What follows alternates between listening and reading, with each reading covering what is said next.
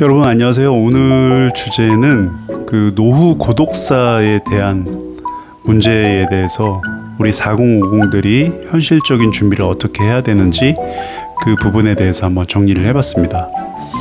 일본 같은 경우는 집주인 2명 중에 1명이 그 나이가 많다는 이유만으로 임대를 거절한다고 합니다. 보증금 낼 여력도 되고 월세 낼 여력도 되지만 고령자라는 이유만으로 좀 곤란하다고 거절을 한다고 하는데요. 이게 이제 일본이 한국보다 먼저 초고령 사회에 진입했고 그 과정에서 이제 고독사라는 사회 문제가 폭발적으로 증가했지만 이게 과연 일본만의 문제인가? 그건 또 아니라고 생각을 합니다. 이제 우리나라에도 곧 닥쳐올 문제이고 이 사회와 연결이 끊어진 사람들 이 1인 가구들이 너무 많기 때문에 이 부분에 대해서 한번 여러분들과 하나씩 짚어보겠습니다. 첫 번째, 가장 위험한 사람은 혼자 사는 사람이 아니다. 많은 사람들이 고독사를 그냥 단순히 독거노인의 문제라고 생각합니다. 하지만 진짜 위험한 사람은 관계가 없는 사람입니다. 가족이 있어도 대화가 거의 없고 친구가 없고 직장 밖에 인간관계가 없고 사회와 단절되어 있다면 혼자 산 사람보다 더 위험할 수도 있습니다. 특히 4050 직장인은 회사 사람들이 곧 인간관계의 대부분이죠. 그런데 은퇴하는 순간 그 관계도 대부분 사라집니다. 그래서 퇴직은 직장을 잃는 것이 아니라 관계를 잃는 사건이 되죠. 두 번째, 회사가 내 사회의 전부가 되면 위험하다. 많은 4050은 회사의 인생을 바쳤습니다. 그러다 보니까 명함이 자신의 정체성이 되죠. 하지만 퇴직 후에는 전화도 줄어들고 모임이 끊기고 초대받는 일도 줄어듭니다. 회사에서의 위치가 사라지면 자존감도 함께 무너지는 경우가 많습니다. 그래서 4050은 반드시 회사 밖에 관계를 만들어야 합니다. 예를 들어서 취미, 봉사활동, 운동 모임, 독서 모임, 지역 커뮤니티, 이런 관계들이 노후에는 훨씬 오래 갑니다. 세 번째는 돈보다 더 중요한 것은 사람이다. 노후 준비라고 하면은 대부분 국민연금이나 퇴직연금, 그리고 부동산, 주식, 이런 것들만 이야기합니다. 하지만 일본 연구에서는 노후 행복을 결정하는 중요한 요소 중 하나가 사회적 연결망이라는 결과가 반복해서 나온다고 합니다. 돈은 생활을 유지하지만 사람은 삶의 의미를 유지합니다. 네 번째, 매일 나를 찾는 사람이 한 명은 있어야 한다. 고독사는 며칠 몇 주가 지나도 아무도 찾지 않는 경우가 많습니다. 지역사회가 얼마나 사람을 연결해 주는지가 중요한 과제로 제시가 되는 거죠. 4050에게 필요한 것은 나를 자연스럽게 찾는 사람이 있는가를 스스로 묻는 것입니다. 예를 들어서 매일 연락하는 친구, 같이 운동하는 사람, 단골 카페 사장, 동호회 사람, 봉사활동 동료, 이런 관계가 생명을 지켜주는 안전망이 될 수도 있다는 거죠. 다섯 번째는 취미는 심심풀이가 아니라 생존 기술이다. 직장인들은 취미가 없어도 바쁩니다. 하지만 은퇴하면 하루 24시간이 모두 자신의 시간이 됩니다.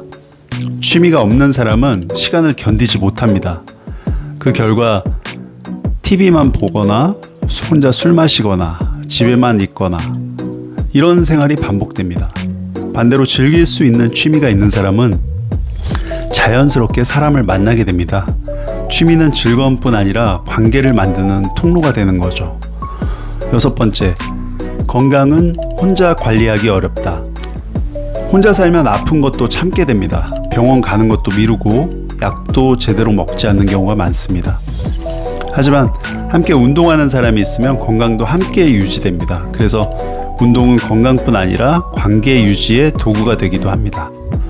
일곱 번째, 도움을 요청하는 연습을 해야 한다. 4050 남성에게 특히 어려운 부분입니다. 내가 알아서 할게. 괜찮아. 남에게 폐 끼치기 싫다. 이런 문화 때문에 위험한 상황에서도 도움을 요청하지 않습니다. 하지만 고독사는 도움을 청하지 못하는 사람에게 더 많이 찾아온다고 합니다. 작은 부탁부터 연습을 하셔야 됩니다. 8번째, 지역사회와 연결되어 있어야 한다. 퇴직 후에는 회사보다 동네가 더 중요해집니다.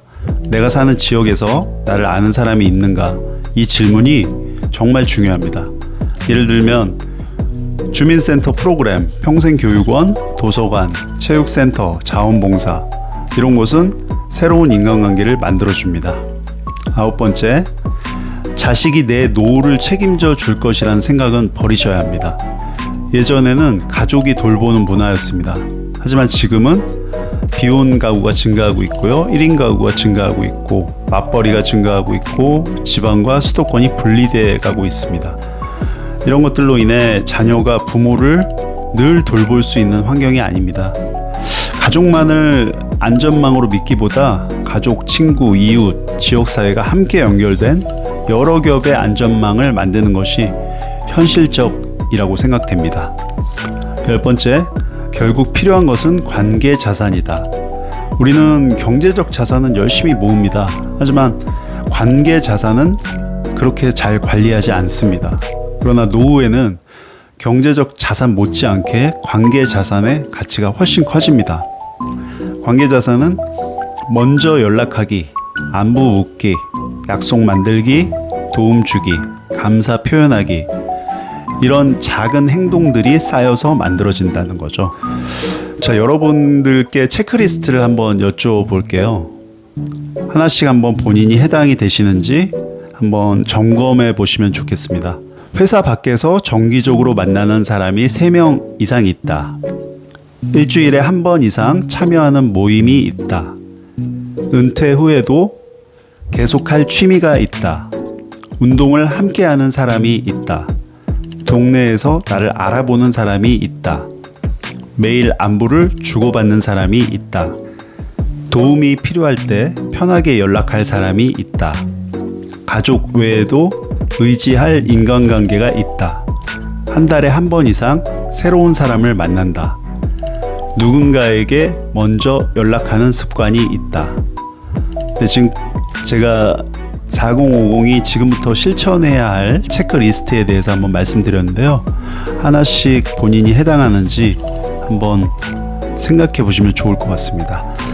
많은 사람들은 노후 준비를 돈으로만 합니다. 하지만 우리에게 던지는 가장 큰 질문은 당신이 사라졌을 때 며칠 안에 누군가 당신을 찾을 사람이 있는가? 이 질문이 불편하게 느껴진다면 지금이 관계를 준비하셔야 될 때입니다. 50대는 노후를 준비하는 마지막 골든타임입니다. 연금도 준비하고 건강도 챙기되 무엇보다 사람을 잃지 마십시오. 결국 노후를 지켜주는 것은 통장 잔고만이 아니라 나를 기억하고 내 안부를 묻는 사람들입니다. 네, 여러분들 그 고독사라는 게 가끔 뉴스나 신문에만 나오는 기사가 아니라 이제 내 주변에서도 많이 일어나는 그런 상황들이 됐습니다. 그래서 노후가 돼서야 이런 것들을 준비하기엔 많이 늦기 때문에 4050 세대 지금부터 제가 위에서 말씀드렸던 내용들 하나하나 한번 다시 생각해 보시고 미리미리 준비하시는 그런 여러분들이 되셨으면 좋겠습니다. 오늘도 영상 시청해 주셔서 감사드리고 구독, 좋아요, 댓글은 저에게 큰 힘이 됩니다. 감사합니다.